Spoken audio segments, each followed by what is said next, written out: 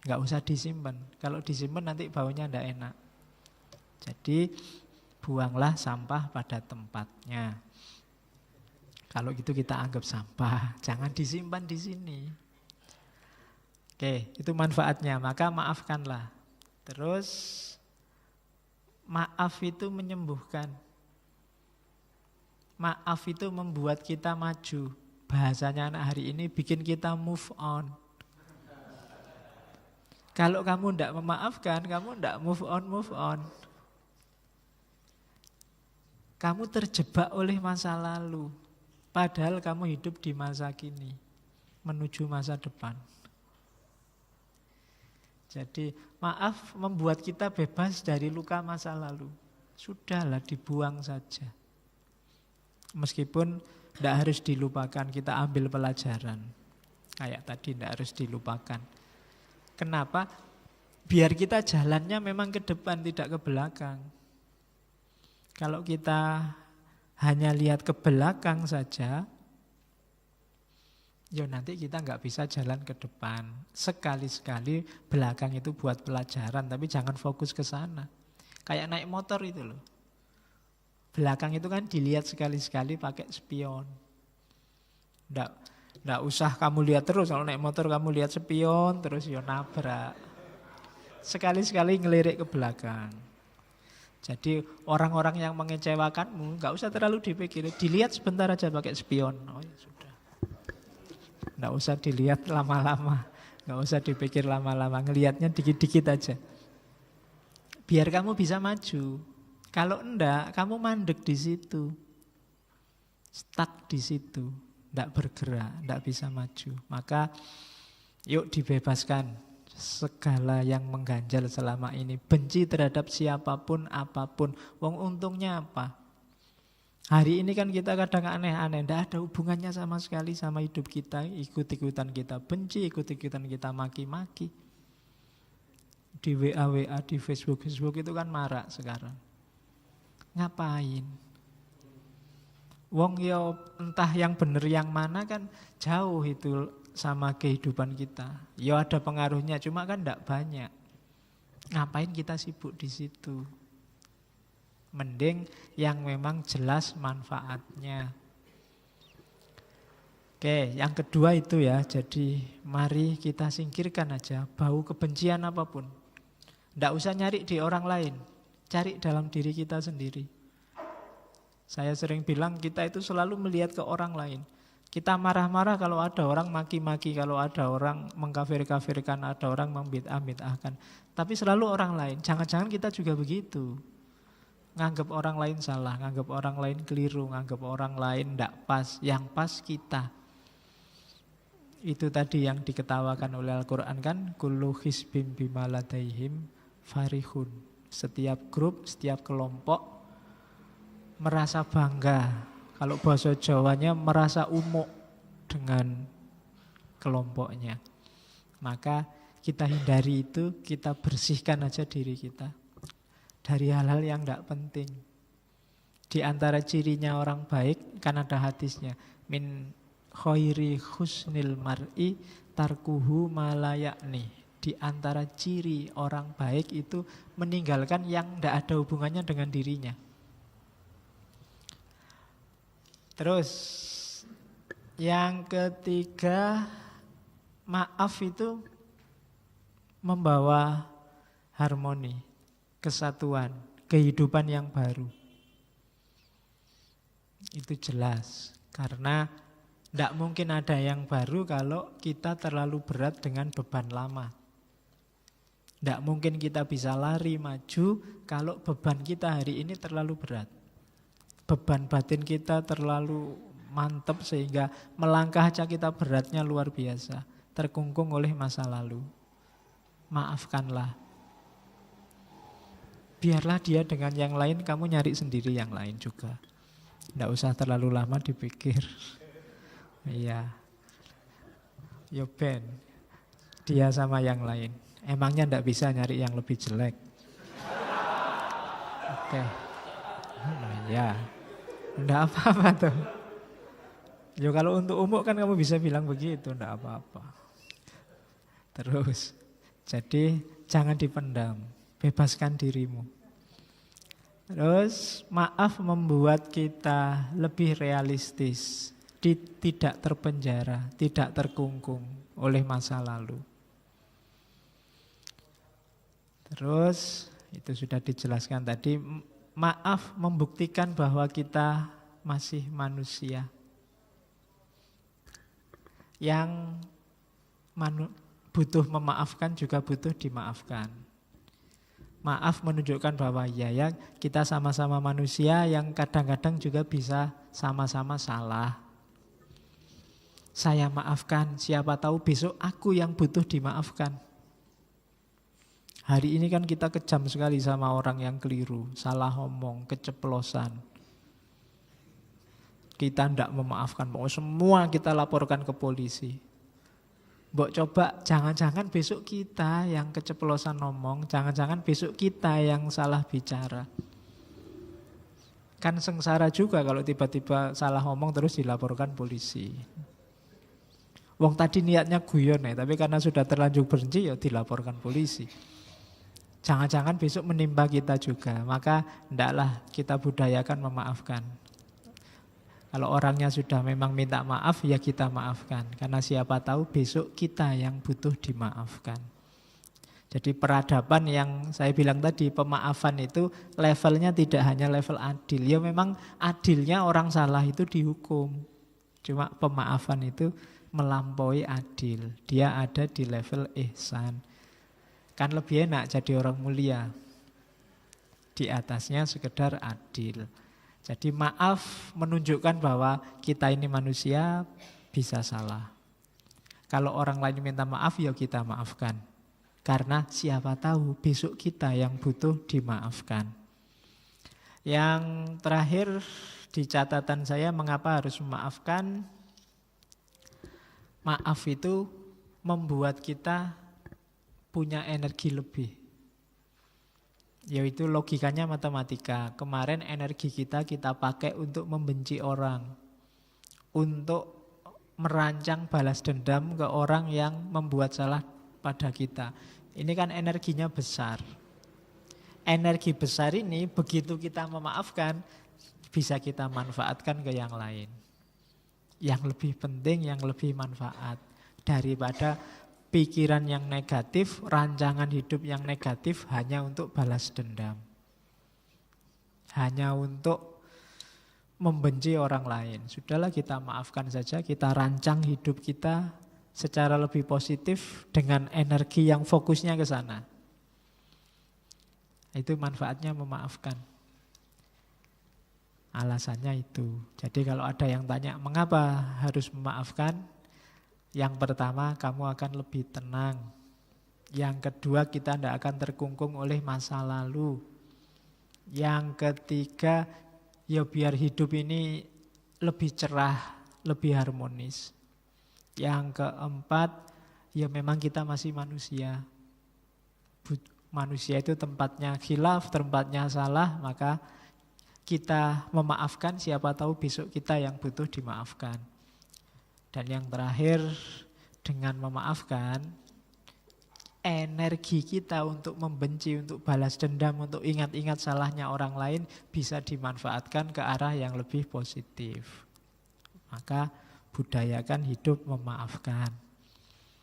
Tapi ada kalanya orang tidak mau memaafkan. Banyak alasannya, di catatan saya ada beberapa. Mengapa ada orang tidak memaafkan? Jawabannya kayak tadi. Orang menganggap memaafkan itu lemah. Orang lebih memilih hidup harus adil. Salah ya dihukum. Keliru ya harus dikasih sanksi. Jadi ada yang pakai argumen itu. Agama kan ada hitung-hitungannya. Kalau orang minum khamr, hukumannya semacam ini. Kalau orang zina, hukumannya semacam ini. Nah ini tuntutan adil, itu bikin orang tidak memaafkan. Jadi paradigma adil, apa tidak boleh? Ya boleh. Cuma levelnya beda dengan pemaafan tadi. Agama kan ada itu banyak hukum-hukum syariat, harus begini, harus begitu kan itu. Ya dilihat konteksnya.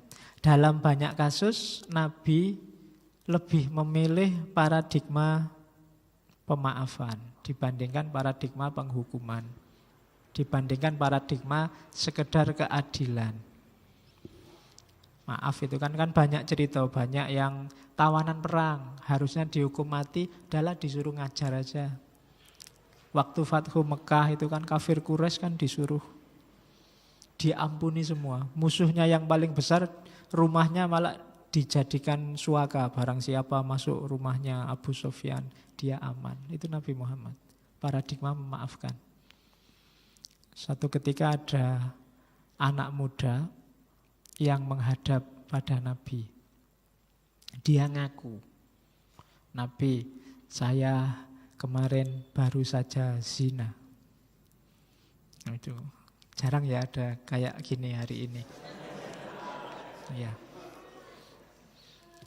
Oke, kalau hari ini kan lebih dahsyat, enggak cuma ngaku, di video lagi. Ya. Tinggal kita lihat bisa dia enggak cuma ngaku, ada buktinya. Cuma 3 kali dia ngadep Nabi begitu. Begitu ngadep pertama Nabi pura-pura enggak dengar, terus Nabi minggir.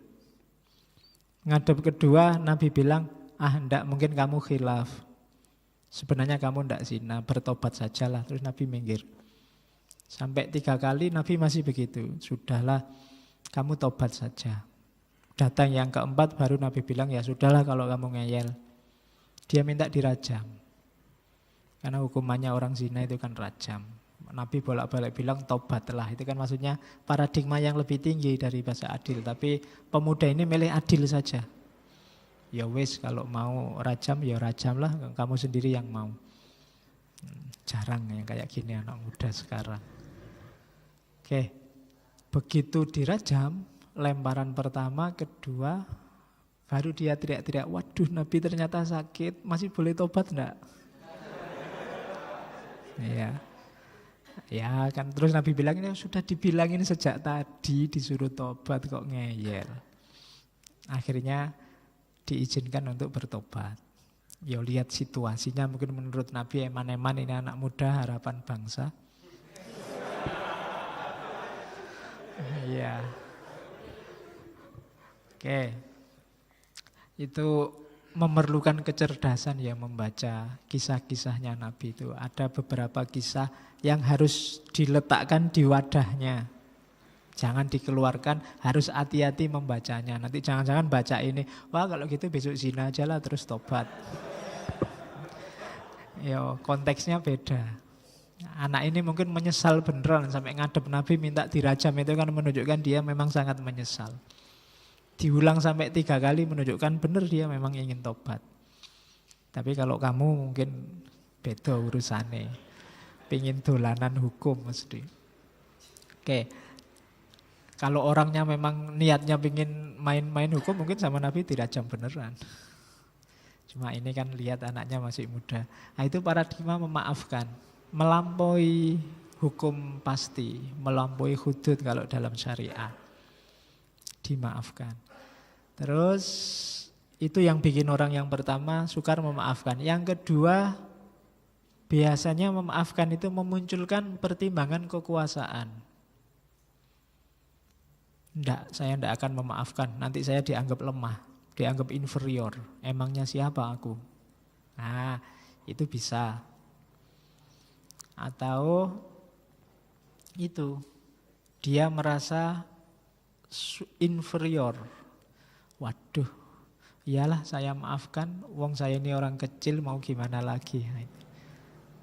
Nah itu relasi kuasa, permainan kuasa. Ini juga bikin pemaafan jadi tidak hakiki. Bikin orang kemudian tidak lah, itu cuma permainan.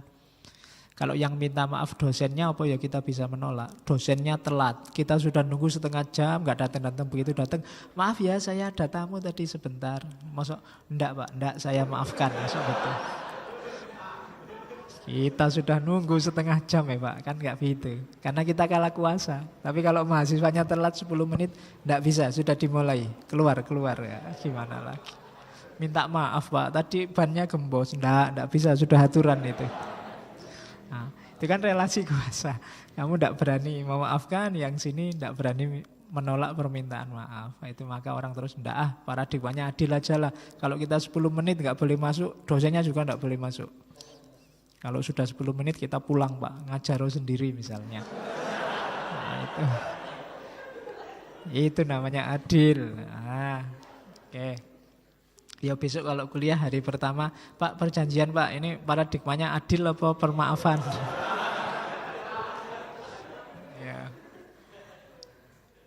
Oke, nanti kalau dosennya yang pinter, buat kamu yang adil, buat saya pemaafan. Terus, itu biasanya jadi alasan orang cenderung tidak memaafkan. Bertentangan dengan keadilan. Harus keadilan yang nomor satu didahulukan. Nah, itu bikin orang terus tidak memaafkan. Salah ya harus dihukum. Itu tadi cuma kepeleset omong kok Pak, enggak bisa. Buktinya rekamannya ada, dia salah, harus dihukum. Nah itu paradigma adil yang dipilih. Terus ada yang terakhir, yang menganggap bahwa ndak, memaafkan itu ndak alamiah. Manusia itu secara insting itu kompetitif, saling bersaing. Jadi secara alami orang itu ya saling tabrakan, saling bertentangan. Jadi kalau ada yang mempromosikan pemaafan itu pasti agak menggeser kodratnya orang untuk saling tabrakan, untuk saling menjatuhkan. Ini yang punya pandangan kayak Thomas Hobbes dan kawan-kawan yang bilang bahwa naluri dasar manusia itu jelek. Makanya perlu ada hukum. Nah itu alasan yang keempat. Kenapa kok tidak memaafkan? Tidak alamiah Pak. Orang itu kalau dipukul ya secara alami pasti ingin balas mukul. Itu alami. Meskipun ada kalanya ya memang karena nggak level, nggak berani. Yang mukul besar, yang dipukul kecil. Nah, itu kan jan-jannya sih ingin balas tapi ya sudahlah dimaafkan saja. Nah, ini karena iya. Nah, itu kan ndak alami sebenarnya. Alaminya jana ya pengen balas. Jadi kalau dipaksa memaafkan itu malah ndak alami. Yang alami itu ya tawuran. Karena manusia punya fitrah saling memangsa. Kan itu ada yang punya pandangan semacam itu. Oke, jadi mengapa tidak memaafkan? Paling ndak ada 4 alasan. Terus ketika orang memaafkan, benar-benar memaafkan, maka ada 3 ranah yang terlibat. Kognitif, afektif, dan behavior. Kadang disebut psikomotorik.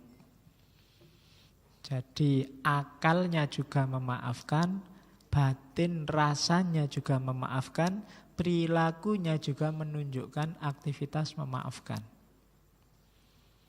Itu berarti benar-benar memaafkan. Jadi akalnya sudah bisa menerima.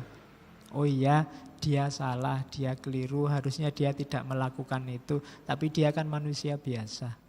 Itu akalnya bunyi. Nanti rasanya juga bunyi. Iyalah, saya maafkan. Kasihan dia, kasihan juga saya kalau lama-lama membenci, lama-lama saling marah. Itu afeksi.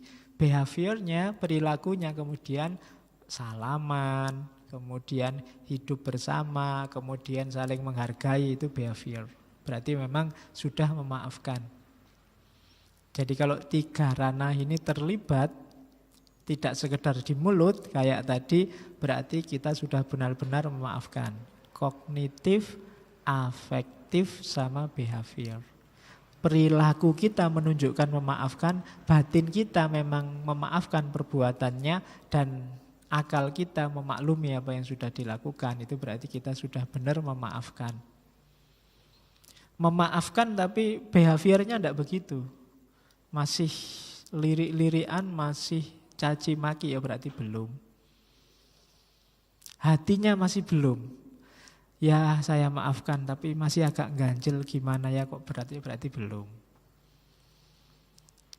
Akalnya juga masih saya belum bisa menerima perbuatanmu terlalu kejam padaku. Nah, itu berarti juga belum. Kalau tiga-tiganya kombinasi kognisi, afeksi, behaviornya sudah memaafkan, itulah namanya memaafkan. Kalau belum ya memang sebenarnya masih berat. Dan tidak masalah, ada prosesnya. Tidak bisa langsung. Oke, ini agak ngulang kayak tadi, mengapa harus memaafkan? Ya depresi, marah, mencegah balas dendam, meningkatkan kualitas hubungan.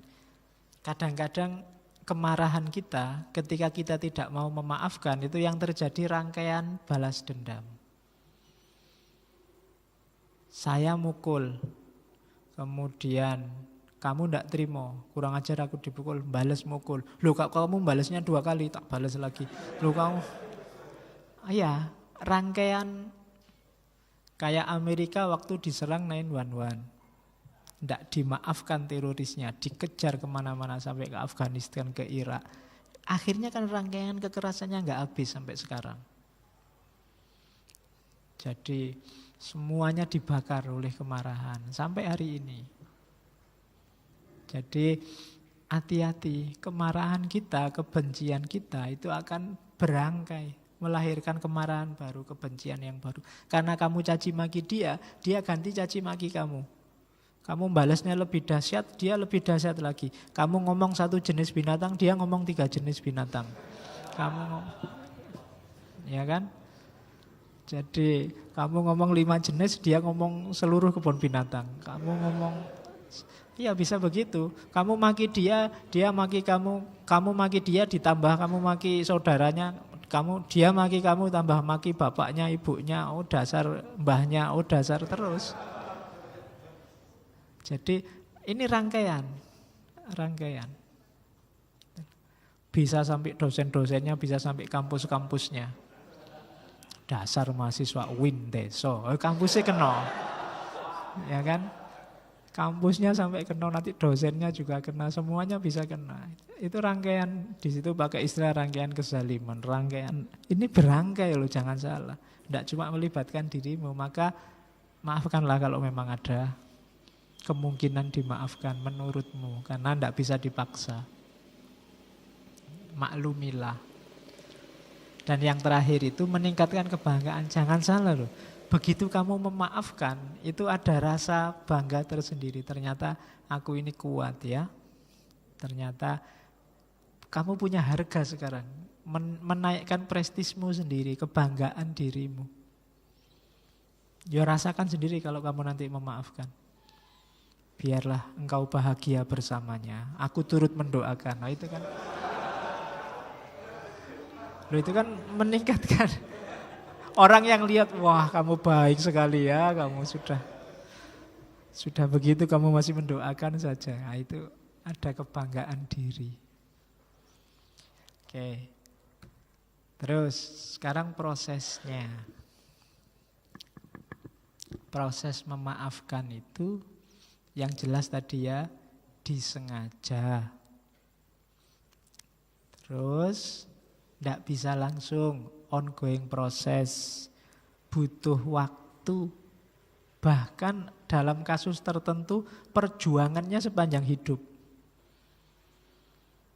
Ya kayak tadi, kamu dikhianati sekali, itu kan teringat terus. Ini kan anytime kamu berusaha untuk bertarung melawan ingatan bahwa kamu pernah dikhianati itu.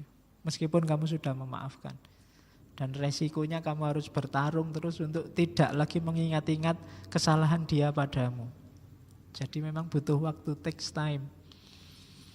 Bahkan bisa sepanjang hayat. Karena itu memaafkan bukan proses yang mudah.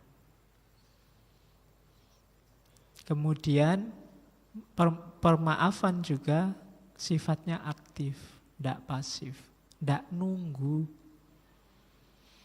Ya kapan-kapan kalau saya sadar saya maafkan, enggak. Kamu harus berusaha bergerak untuk memaafkan. Kalau nunggu sampai batinmu siap memaafkan, ya ndak siap-siap. Karena memang karakter kita kalau ada orang salah ya memang pengen balas kayak tadi bawaan. Maka jangan ditunggu sampai kamu siap memaafkan, tapi berusahalah untuk bisa memaafkan. Berjuanglah. Meskipun ndak harus langsung. Kemarahan yang ada di dadamu taklukkanlah pelan-pelan. Ndak harus kesusu. Carikan dasar yang kuat. Biar enggak sekedar ditutup-tutupi, tapi memang secara sadar dimaafkan. Karena kalau cuma ditutup-tutupi, pada saatnya bisa meledak. Tapi usahakan ya memaafkan yang benar. Maka itu sifatnya aktif. Tidak pasif. Jadi memaafkan itu justru menunjukkan keaktifan. Bukan menunggu orang minta maaf. Kemudian dari dalam. Jadi bereskan dalam dulu. Baru nanti ekspresi keluarnya bagus. Kalau di dalamnya belum beres, keluarnya ya tidak akan beres. Pura-pura saja. Kalau ketemu senyum tapi begitu lewat melirik. Ya kan? Kalau ketemu ngomongnya enak-enak, di belakang ngomongnya jelek-jelek, berarti belum memaafkan. Maka bereskan dulu yang di dalam sini. Kalau masih belum ya ngomong, saya sedang berusaha untuk memaafkanmu, mohon maaf ya, ini masih perjuangan, kan biasa aja.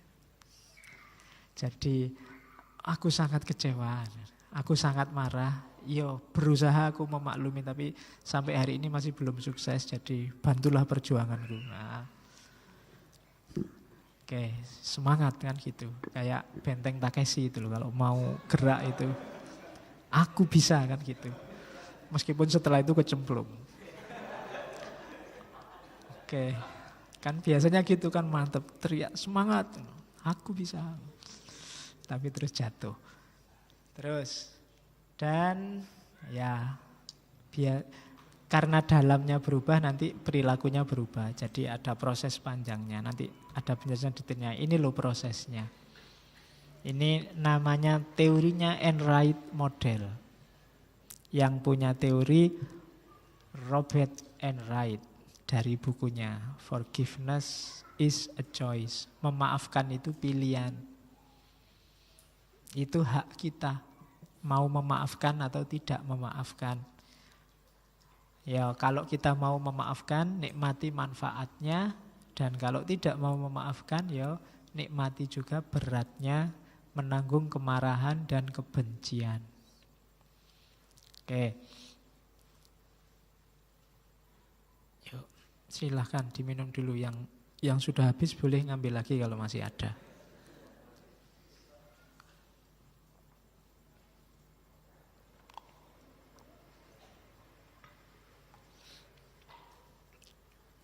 Yuk. Yang pertama, uncovering phase, fase membuka. Jadi di fase pertama ini ungkapkanlah, pahamilah lukamu, sakitmu, kenalilah rasa marahmu, rasa kebencianmu. Ini penting. Banyak orang yang kadang-kadang marah dan bencinya itu dia juga tidak jelas. Kenapa kamu marah sama dia? Tidak tahu, saya lihat di WA itu banyak orang marah-marah ke dia, ya saya ikut-ikutan. Itu tidak jelas, hubungannya apa dia sama kamu, kok kamu ikut maki-maki dia. Itu tidak jelas. Kadang-kadang seolah-olah kamu ikut benci, ikut marah, padahal tidak, kamu tidak ada hubungan apa-apa. Cuma kamu share aja, biar WA-nya tidak sepi, Pak. Kadang-kadang kan begitu kamu. Itu uncovering phase. Kamu benci ke pacarmu itu loh misalnya. Karena dia kawin sama orang lain. Itu sakitmu itu di mana? Alasannya apa kok kamu sakit itu? Karena dia mengkhianatimu, apa karena dia bahagia kawin lagi, kawin sama orang lain, apa dia? Itu kan harus jelas duduk persoalannya.